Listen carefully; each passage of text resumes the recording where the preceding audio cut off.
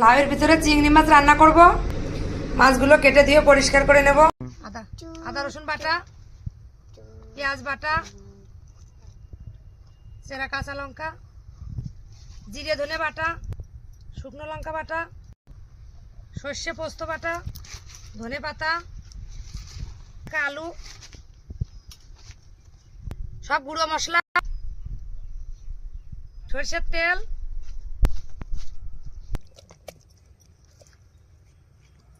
সামান্য জল দেব। এখন উনুনে বসিয়ে দেব। এখন উনুন ধরিয়ে দেব।